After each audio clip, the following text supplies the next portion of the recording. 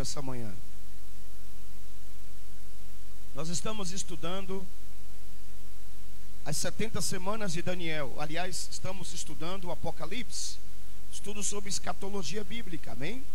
A escatologia bíblica fala a respeito do final de todas as coisas.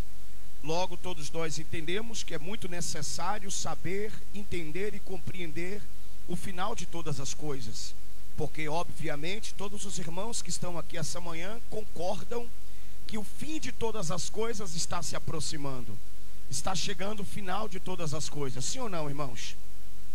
E por isso, mais do que nunca, precisamos estar atentos aos sinais do retorno do nosso Messias, aos sinais do retorno do nosso Salvador, para que possamos vigiar, para que ninguém tome a nossa coroa, amém?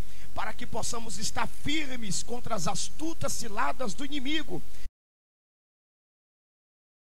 Não pode se entender. Através do Espírito de Deus temos a compreensão, à luz da palavra do Senhor sobre as coisas do reino de Deus. Quem acredita, diga amém. Então abra seu estudo na página 13. Página 13. Está todo mundo me ouvindo bem aí? Que bom, graças a Deus. Página 13. Na parte, as 70 semanas de Daniel. Nós já estudamos o arrebatamento da igreja, nós já estudamos a linguagem bíblica, a forma de interpretar a Bíblia Sagrada, e nós vamos estudar essa semana, hoje, as 70 semanas de Daniel. Assim que você encontrar, diga amém. Vamos ler a Bíblia no livro de Daniel, capítulo 8, em seu versículo 17, por favor. Abra sua Bíblia no livro de Daniel, capítulo 8, em seu versículo 17.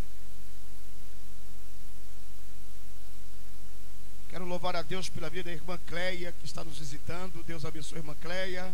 Seja bem-vinda. Irmã Cleia é uma bênção, mulher de Deus. Está conosco aqui essa manhã. Livro de Daniel, capítulo 8, verso 17. Quem encontrar, diga glória a Deus.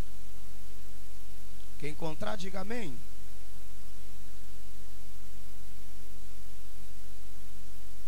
Farei a leitura do texto. Amém? Glória a Deus.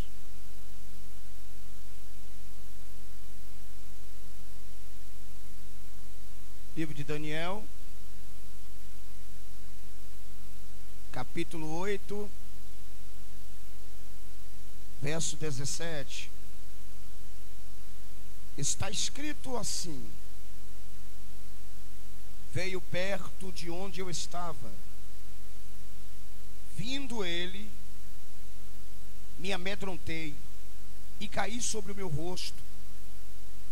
Mas ele me disse: entende, filho do homem, porque esta visão acontecerá no fim do... Então, já é dito a Daniel que a visão que ele vai ter vai acontecer quando? No fim dos tempos. Quem pode dizer amém? Então Daniel já sabe pela boca do anjo que a visão que ele vai ter será uma visão futurística, ou seja, uma visão que será para o final do tempo, final dos tempos. Então essa é as 70 semanas de Daniel. Vamos de olho no seu estudo para a gente fazer a leitura.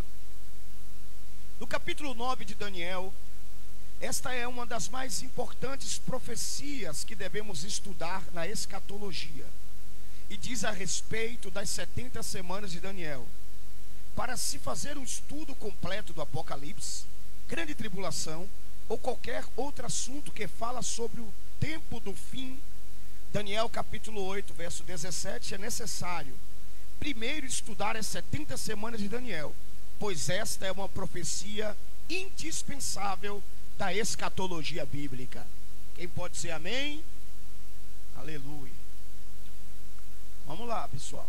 De olho no seu estudo para você não perder a bênção. Para quem está determinado as 70 semanas de Daniel? Devemos entender para quem é as 70 semanas de Daniel. Para que povo é? Por que Deus falou isso? A quem está determinado? E aqui nós vamos entender.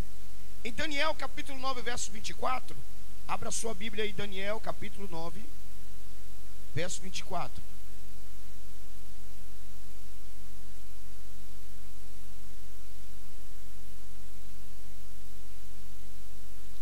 Daniel, capítulo 9, verso 24.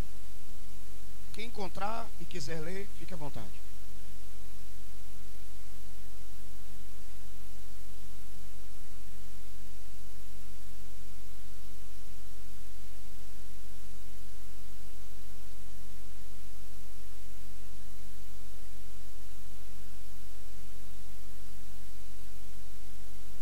Amém. Então aqui, ó, está dizendo no texto que as 70 semanas de Daniel está determinada sobre o teu povo, sobre a tua santa cidade.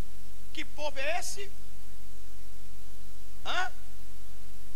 Não, porque aqui a gente ainda não era povo de Deus, nós éramos gentios, amém? Porque nós nos tornamos filhos de Deus através de quem? E Jesus ainda não tinha vindo à terra na época de Daniel. Então Deus só tinha um povo, que eram os judeus. Nós nos tornamos filhos de Deus através de Jesus Cristo. Então aqui ainda Deus só tinha como povo os judeus. Então o texto é claro, categórico e afirmativo quando está dizendo o seguinte: as 70 semanas estão determinadas sobre o teu povo, sobre a tua santa cidade. Qual é a santa cidade? Exatamente, Jerusalém é a cidade santa e o povo são os judeus, amém? E olha o que diz: para ungir o Santíssimo. Quem é o Santíssimo? O Messias. Quem é o Messias? Yeshua. Fala comigo, Yeshua. Você sabe que Yeshua é o nome hebraico de Jesus, né? O nome no grego de Jesus é Yeshua. O nome no hebraico é Yahushua. Yeshua significa Deus, Shua Salvador. Ele é o Salvador, amém? Diga glória a Deus. Há um pouquinho de confusão a respeito disso. Alguns não têm o nome de Jesus como Jesus, porque o nome original de Jesus é Yeshua, no grego. No hebraico, Yahushua. Aí há uma confusão, as pessoas dizem: e Jesus, pode chamar de Jesus? Que na verdade Jesus foi um nome latino-americano que foi dado a Jesus, do latim para a língua ocidental. E não existe a letra J no alfabeto, nem no grego e nem no hebraico. Aí há um pouquinho de confusão a respeito disso aí. Por que então colocou o J como tradução, né? Porque seria o mais próximo de Yeshua, seria Yahvé, né? Yahvé. Por isso não tem como o nome de Deus ser Jeová. Não tem como. Por isso os testemunhas de Jeová estão errados. Que eles dizem para você: qual é a abordagem do testemunho de Jeová? Qual é o nome de Deus? Né? Eles não dizem isso? Você sabe o nome de Deus? Não sei agora como é a abordagem, mas antigamente era assim, né? Você sabe o nome de Deus? Qual o nome de Deus? Aí ele dizia Jeová. Não tem como o nome de Deus verdadeiro ser Jeová. Por que não tem? Porque não existe J. No alfabeto grego, no alfabeto hebraico não tem J. Então não é Jeová. O mais próximo que seria de uma pronúncia seria Iéová. Com I, Iéová. Porque o I existe. Porque o nome de Deus, ele na verdade é impronunciável. Através da arqueologia, descobriu-se o nome de Deus. A arqueologia, escavando, né? Todo mundo sabe o que é isso, né? Os cientistas, né? Escavando pedra, né? E aí encontraram algumas siglas do nome de Deus. YHWH, chamado tetragrama. Tetragrama é chamado o nome de Deus. Iud, Re, Vav, Re. É o tetragrama, o nome de Deus. Mais próximo de Iud, Re, Vav, Re seria Iová. Iová, por aí assim. Aí os testemunhos de Jeová disseram que é Jeová, mas está errado. Não tem como, por isso já cai por terra aqui Eu sei que não tem nada a ver com o nosso estudo, né? A gente entrou aqui nessa área um pouquinho aqui, mas eu já volto para o estudo do Apocalipse. Vamos lá, irmão Berivaldo.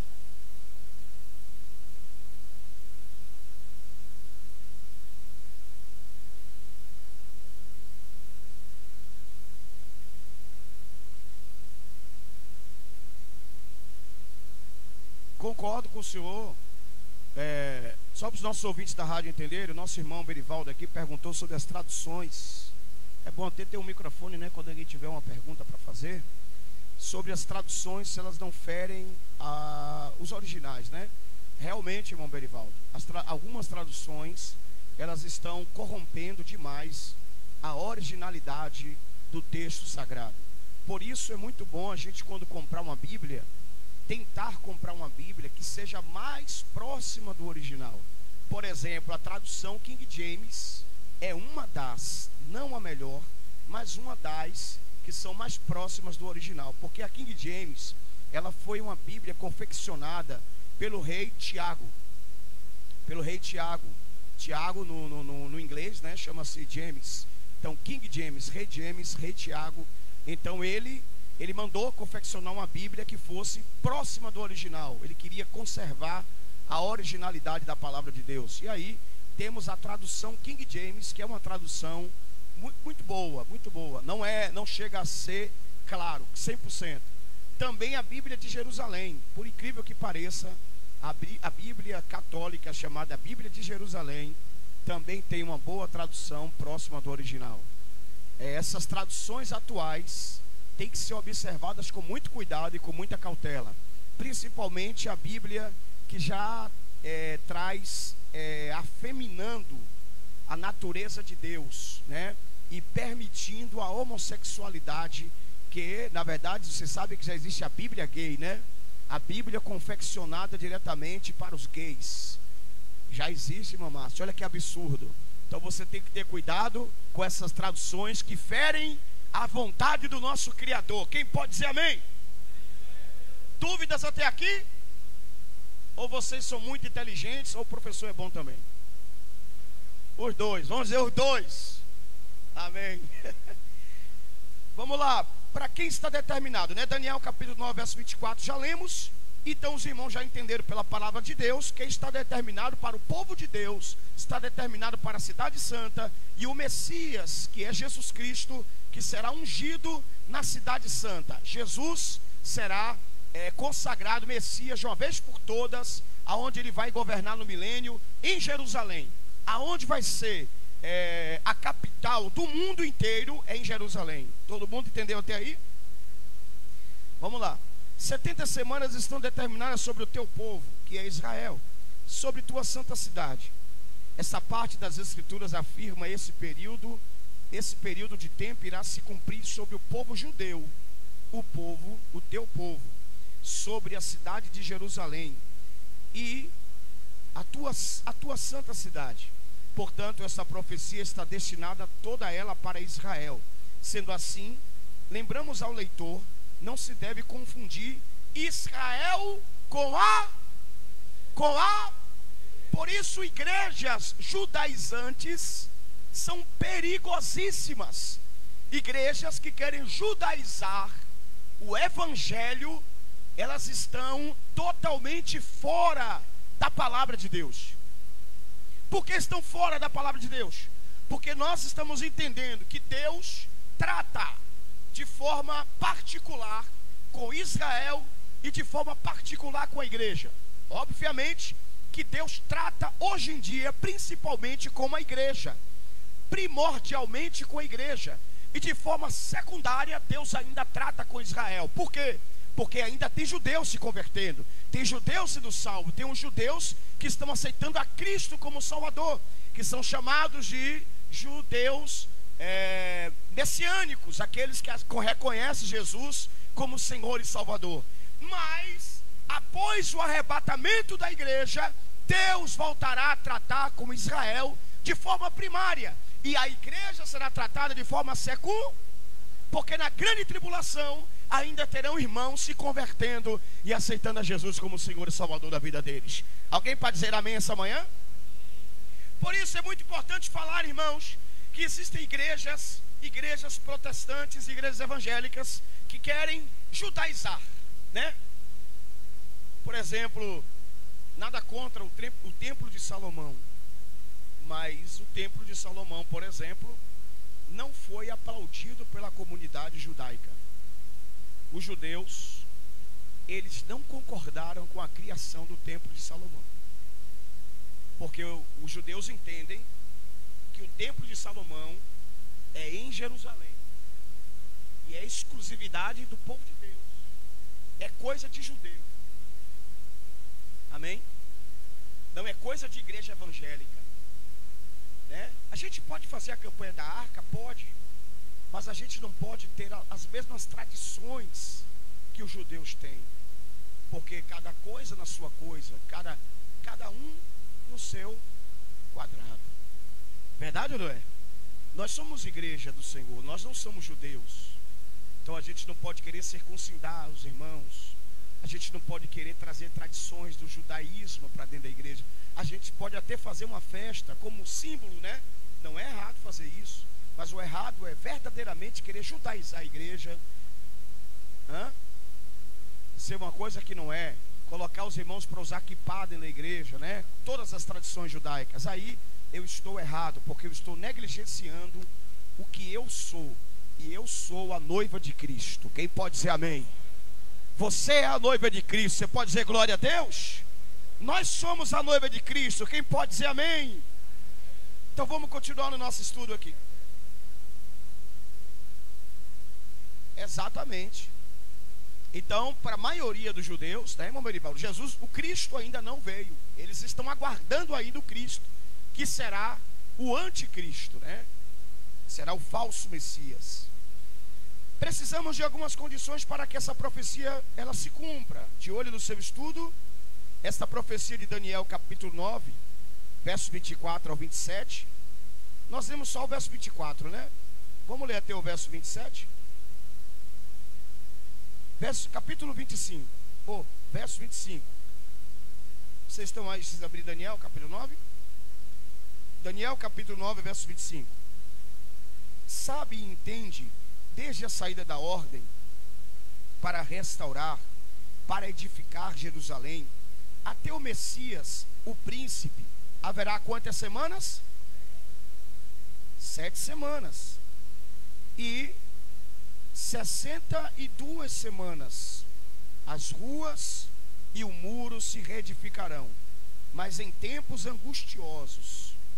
E depois dessas 62 semanas, será cortado o Messias, mas não para si mesmo, o povo do príncipe, que há de vir destruir a cidade e o santuário, e o seu fim será como uma inundação.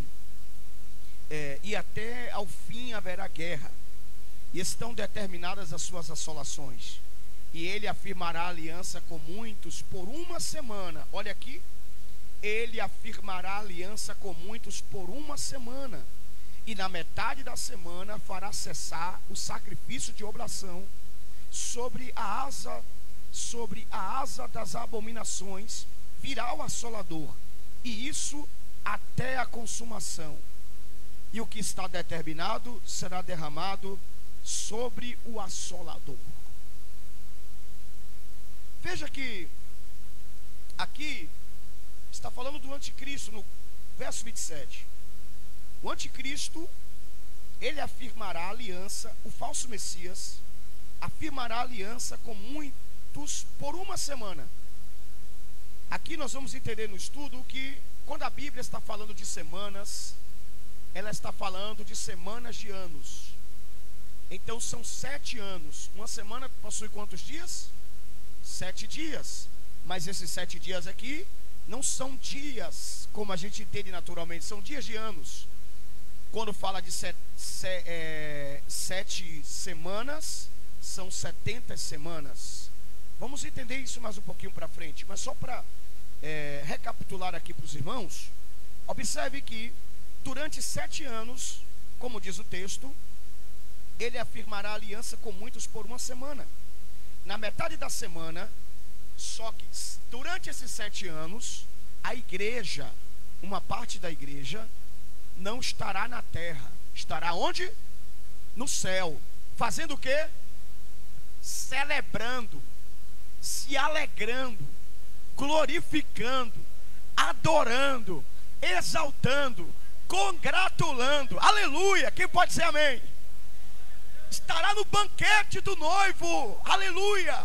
Estará comendo, bebendo, dançando, sorrindo, se alegrando, congratulando. E a igreja está lá em cima. Mas aqui na terra o anticristo, ele está reinando. Ele está reinando, ele está dominando. Então ele fez aliança com os povos, com as nações. E ele trouxe paz sobre a terra. Falsa paz. Só que essa falsa paz vai durar quanto tempo? Está escrito. Na metade da semana, ele quebra a aliança. 3 anos e meio. Como é que ele vai quebrar a aliança? Eu quero saber quem agora falar como é que ele vai quebrar a aliança, vai ganhar um presente. Falou aqui, a irmã Márcia falou primeiro. Obra aí. Ele vai quebrar a aliança dizendo: não precisa ofertar, não precisa devolver dízimo, não precisa trazer sacrifícios de oração. Ou seja, cessa as ofertas, cessa o dízimo, quebrou a aliança. Aí os judeus entenderam o quê? Epa, Deus nos tirou do Egito, hoje somos ricos. E Deus nos tirou do Egito para sacrificar. Deus, desde o início, quando nós éramos escravos, Deus deixou a ordem que o meu povo deve ser ofertante, que o meu povo deve trazer sacrifício, que o meu povo deve ser dizimista. Então esse aí não é o Messias que a gente espera, é o anticristo. Aí os judeus quebram a aliança.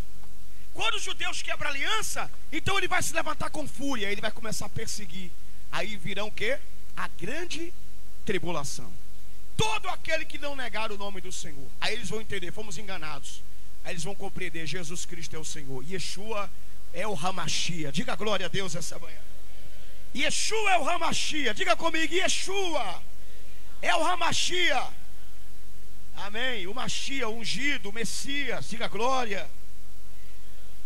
Então, de olho no seu estudo, essa profecia de Daniel, paramos aqui, né? Está determinando condições para o seu fiel cumprimento. Quais são as condições? Primeira, as 70 semanas estão determinadas para o povo judeu. Já aprendemos isso. Os judeus necessitam estar em Jerusalém, a cidade santa. Eles precisam estar em Jerusalém para que se cumpra a promessa, a profecia, e é para o povo de Deus. De olho no seu estudo, portanto, se o povo judeu saísse de Jerusalém ou perdesse posse da cidade santa, essa profecia seria interrompida. Do mesmo modo, os judeus, primeiramente, necessitam ser o povo, uma nação. Pelo contrário, essa profecia teria que ser interrompida. Deixamos bem claro as condições dessa profecia, pois iremos analisar a mesma, levando isto em consideração. Por que hoje em dia existe uma grande briga por Jerusalém? Né? Existe uma grande briga por Jerusalém. Vocês sabem que há pouco tempo aí atrás, Israel estava em guerra, né? Quem lembra aí? Estava em guerra, sendo atacada, bombardeada. A briga é por Jerusalém. Porque se Jerusalém não estiver nas mãos do judeu, então a profecia ela é o quê?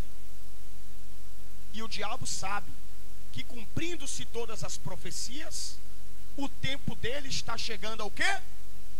E quanto mais o inimigo consegue interromper ou impedir de uma profecia se cumprir, então ele está ganhando o quê? Tempo. E ele sabe que o tempo dele está se esgotando. Por isso que ele vai tentar interromper a profecia, mas não adianta. Porque Deus não é homem para que minta, nem filho do homem para que se arrependa. Falando ele não cumpriria, diz o Senhor. Então todas as profecias vão se cumprir. Quem concorda, diga amém. De olho no seu estudo, 70 semanas de anos. Como eu havia dito para os irmãos. Como todos sabemos, uma semana é constituída de 7 dias. Mas estas semanas que a profecia de Daniel se refere, ao invés de dias, são anos. São o quê? Ou seja, para cada dia da semana se conta um ano. Vira o seu estudo, que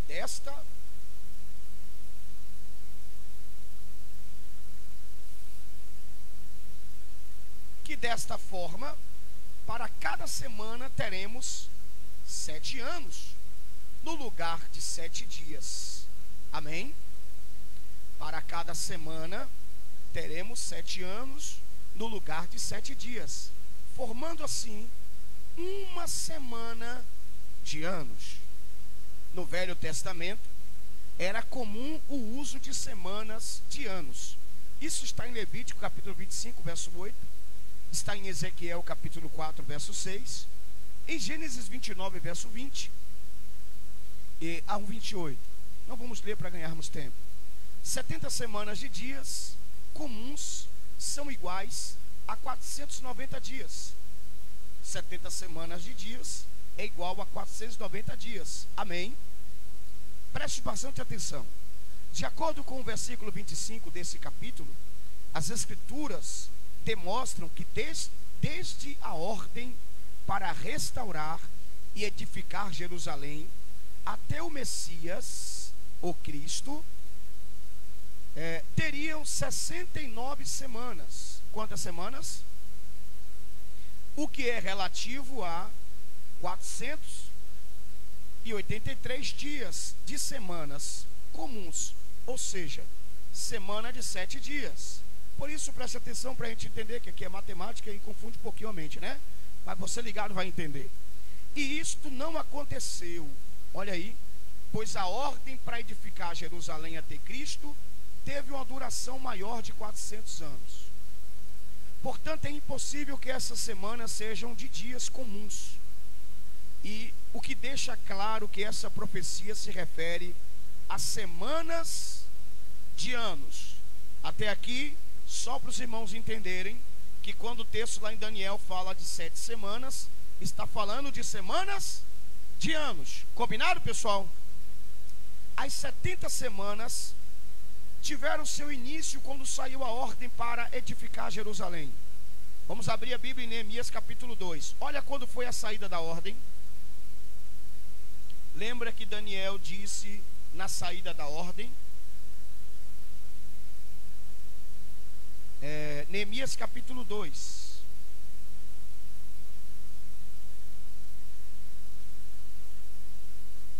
Só para explicar uma coisa para os irmãos aqui.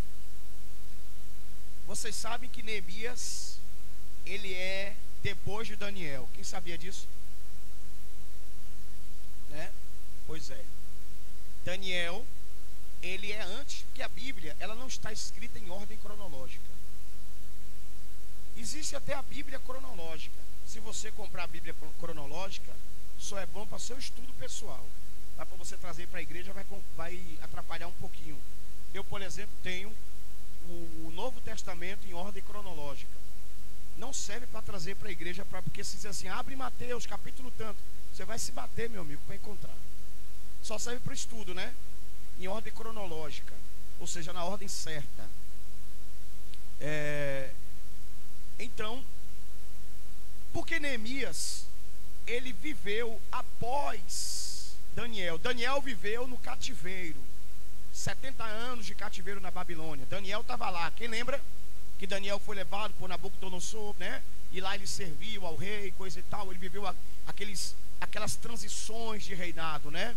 Do filho de Nabucodonosor para o neto de Nabucodonosor, até que o império Medo-Persa veio, né? Até que os reinos caíram, os reinos da Babilônia caíram, e Daniel estava lá. Agora Neemias está vivendo na época do rei Artaxerxes, o persa, porque agora quem reina não são mais os babilônicos, mas sim os persas. Você assistiu o filme Os 300? Quem assistiu? Muito bom, né? Quem gosta de filme medieval, eu gosto de filme medieval. Eu já assisti umas 4 vezes os 300. Eu gosto de filme medieval. Só não gosta não, irmãos? É muito violento, isso é verdade. Mas eu gosto porque ele é histórico. Então, quem é que reinava ali? Artaxerxes. Que Rodrigo Santoro, Rodrigo Santoro interpretou Artaxerxes, né? Quem era o pai de Artaxerxes?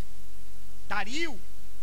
Você lembra que Dario reinou e Daniel estava na Babilônia, né? Mas agora Dario morreu. Dario morreu. E quem é que está reinando no lugar de Dario? Artaxerxes. E Artaxerxes é filho de Dario. E o que foi que Artaxerxes ele fez? Ele dominou todo mundo da sua época. Quem era a grande potência, né? Os medos e os persas. Quem assistiu os 300 aqui? Levanta a mão, deixa eu voltar mais uma vez. Então você lembra que Artaxerxes levou todo o exército, né? O império, lembra? Para enfrentar os 300, a Grécia, né? Os gregos, para derrubar a Grécia. Então veja que ele se considerava como o grande rei, né? Ele se considerava um deus, né? Ele se considerava um deus. Então quem mandava era eles, e quem comandava o mundo na época era Artaxerxes. E Daniel viveu antes de Artaxerxes, que foi no pai de Artaxerxes, o rei Dario. E agora Neemias está vivendo na época de Artaxerxes. Veja que a Bíblia e a história, elas andam juntas, né, irmãos? Por isso que a gente tem que gostar um pouco da história também da humanidade, para que a gente venha entender a Bíblia. Neemias capítulo 2, quem achou? Então eu vou ler para vocês, ó. Sucedeu, pois, no mês de Nissan, no ano 20º, do rei Artaxerxes, ali, tá vendo?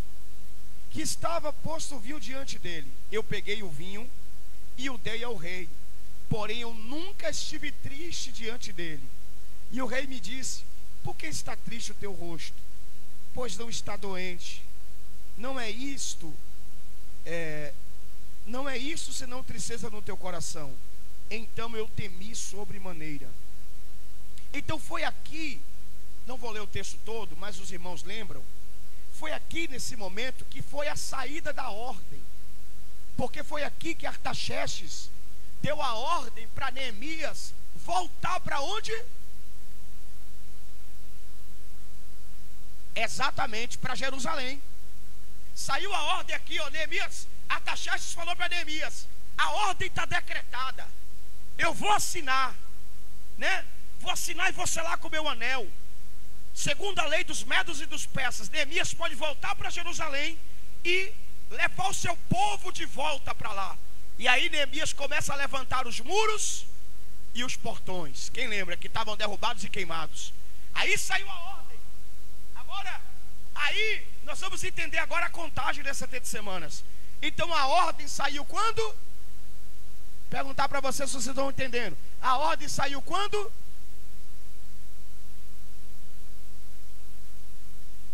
Exatamente. A ordem saiu com Neemias. Então vamos lá. Nós paramos aqui nas 70 semanas, né? As 70 semanas tiveram seu início quando saiu a ordem para restaurar Jerusalém, em Neemias capítulo 2, onde lemos o que aconteceu aproximadamente no ano 445 a.C. Se contarmos, agora aqui eu quero que você redobre a sua atenção. Se contarmos a partir desta data até a morte de Cristo na cruz, aconteceram aproximadamente 483 anos. O que nos leva a concluir, com certeza, que esta profecia se trata de semanas de anos, nunca de semanas de dias. As 3 divisões das 70 semanas, de acordo com Daniel capítulo 9, versos 24 e 27, as 70 semanas se dividem em 3 partes. 7 semanas, Daniel 9, 25, 49 anos. 62 semanas, Daniel 9, 25, 434 anos. Primeira semana, Daniel 9, 27, 7 anos. As 70 semanas de Daniel estão divididas em 3 partes. As primeiras 7 semanas, depois 62 semanas e depois, por último, 1 semana. As primeiras 7 semanas duraram 49 anos. As 62 semanas duraram 434 anos. E a última semana, 7 anos. Se você contar aqui, ó, 62 com 7, 69. 69 com 1, 70. Fechando o ciclo de 70 semanas. Vamos estudar as divisões. Primeira divisão, 7 semanas. Primeira divisão é quantas semanas? De acordo com Daniel capítulo 9, verso 25, Jerusalém seria edificada e restaurada da destruição que o Império Babilônico causou na cidade santa. Daniel capítulo 1, verso 1, 2 Reis 24, 1. Esta ordem foi dada pelo rei Artaxerxes a Neemias, aproximadamente no ano 445 a.C. E nesta mesma data iniciou-se a contagem da primeira divisão, olha aí, e terminou aproximadamente no ano 397 a.C., o que é relativo a 49 anos, 7 semanas de anos, aonde o final desse período, a santa cidade estava totalmente reconstruída. Vamos ler a nossa Bíblia em Daniel capítulo 9, verso 25. Daniel capítulo 9,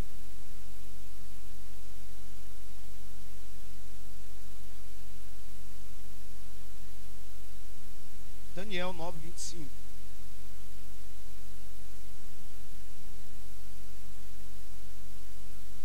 Alguém pode ler?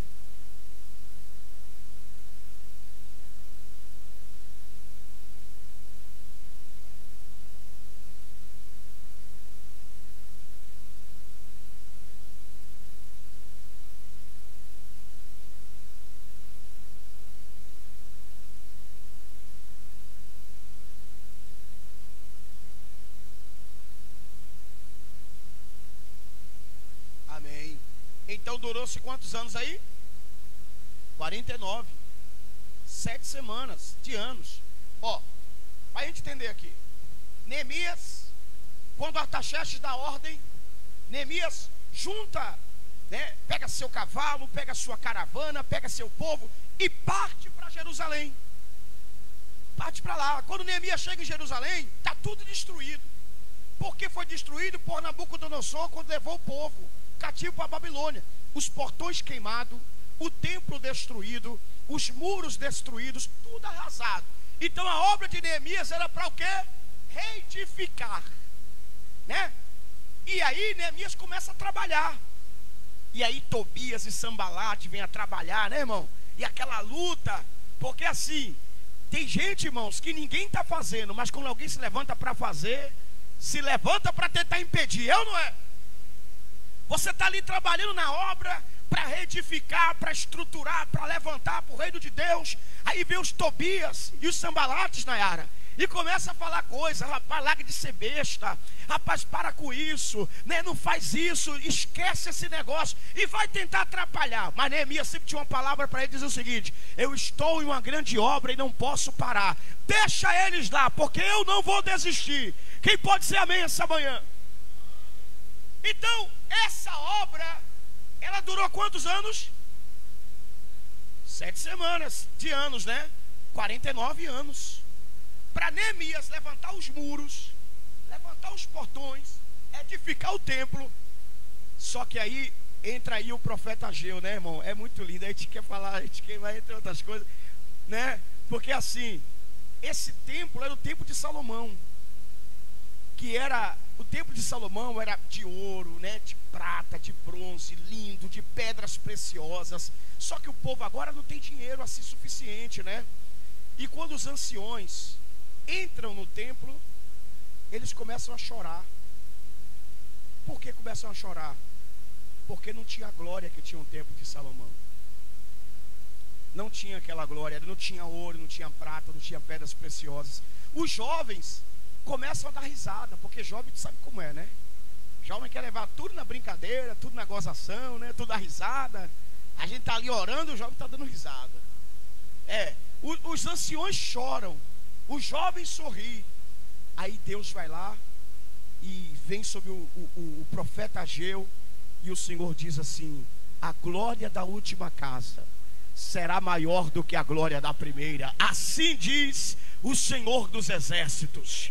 Aí Deus começa a exortar o povo, dizendo o seguinte: vocês têm as suas casas bonitas, vocês edificaram as suas casas, mas olha como é que está a casa do Senhor. Se preocupam primeiro com vocês, com as suas mansões, com as suas varandas, mas vocês abandonaram a casa do Senhor. Diga para o meu povo que minha é a prata e meu é o ouro, diz o Senhor dos exércitos. Ou seja, Deus está dizendo: se vocês não querem se levantar para ajudar, eu vou trazer de longe de fora, porque minha prata e meu é o ouro.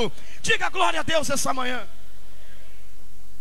Deus está dizendo: tudo é meu, eu tenho em minhas mãos todas as coisas. Aí Deus também diz, desce lá riba no povo através do profeta e diz assim: é por isso que vocês colocam no saquetel furado. Pode ler o livro de Ageu todinho depois. É por isso que vocês colocam no saquetel furado, juntam e não gastam nada. Todo o dinheiro que ganham, todo o trabalho da fruto de suas mãos é perdido, porque vocês não honram a minha casa. Aí eu te pergunto, essa profecia tem 445 anos atrás, mas não parece que é nos dias de hoje? Quem concorda comigo? Porque, irmão, tem gente que se preocupa muito com a sua casa pessoal, mas não se preocupa com a casa de Deus. É verdade ou não é? É verdade. Tem gente que não se preocupa em ser dizimista fiel, ofertante fiel ao Senhor, né? Dizer assim: não, primeiro é o reino, primeiro é a casa de Deus, primeiro é para Deus, depois é para mim. Porque você sabe que se você primeiro cuidar do reino de Deus, Deus também vai abençoar você poderosamente. Quem toma posse da palavra, diga glória. Aleluia. Quem pode aplaudir a Jesus, que Ele está aqui essa manhã, irmão.